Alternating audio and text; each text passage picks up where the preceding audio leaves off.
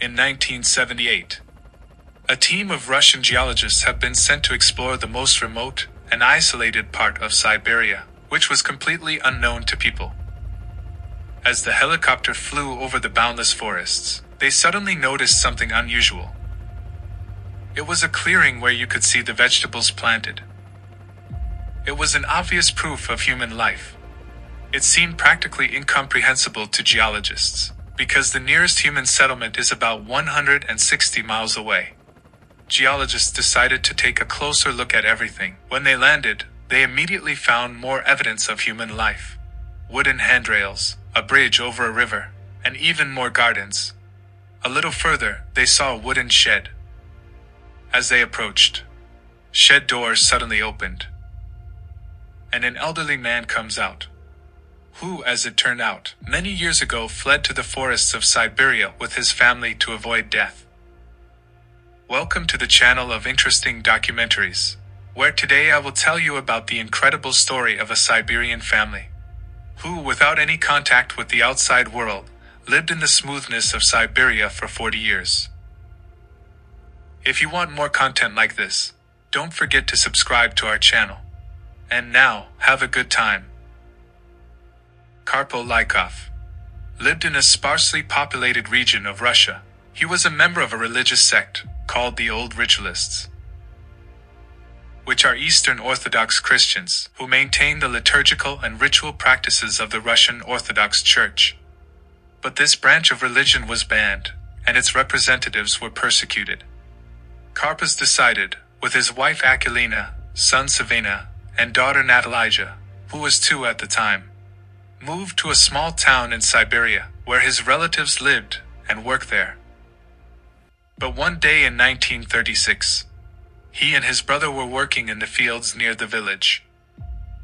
Communist patrols showed up and shot his brother right in front of Karp's eyes.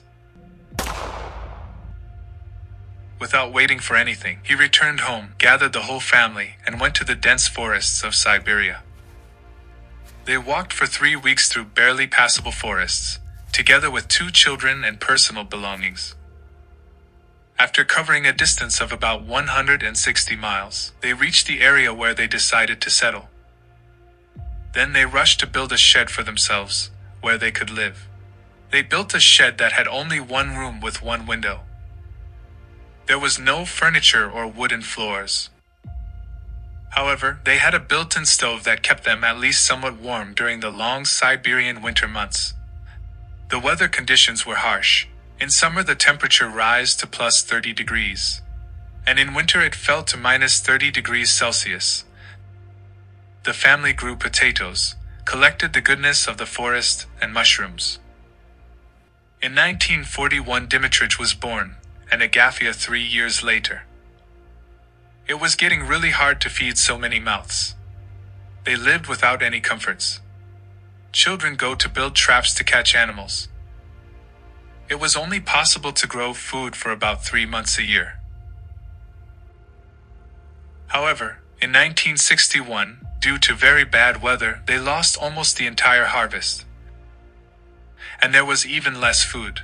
Seeing this, Akilina sacrificed herself on behalf of the children and drastically reduced her food. And on February 16, 1961, she died of hunger.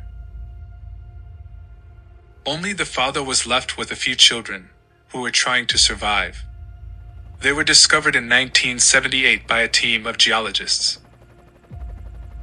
And it was the first time some of them had seen other people. The geologists realized that such a sudden arrival of strangers traumatizes the children, and set up a campsite a little further away. But soon the family became curious and started communicating with geologists. At first, they did not take anything that was sent to them, even food or clothes. After some time, a bond developed between the geologist and the family, and the geologist told them what happened in the world during all the time they were apart.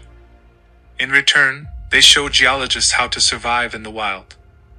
Scientists have been in contact with this family for several years. They even asked them if they want to return to civilization, but they refused. As the years passed, they continued to struggle. In the fall of 1981, tragedy struck the family. 3 of the 4 children died one after the other. Dimitrij, Natalija, and Savon. They died a few days apart. 2 of them due to liver damage, and 1 due to pneumonia. The scientists were offered to take them to the hospital, but they categorically disagreed. Only Karpas, who was 80 years old at the time, and the youngest daughter Agafia remained. The scientists desperately tried to persuade them to settle down with their relatives who lived 160 miles away. But they refused. February 16, 1988, 27 years after his wife's death, Karpas dies while sleeping, leaving his youngest daughter alone. Agafia, since 2016, lives alone in the mountains of Western Siam, Republic of Caucasia. She is currently 79 years old and has no intention back to civilization. Here is such an incredible story of a Siberian family. If you want more similar content, leave the next video idea in the comment section.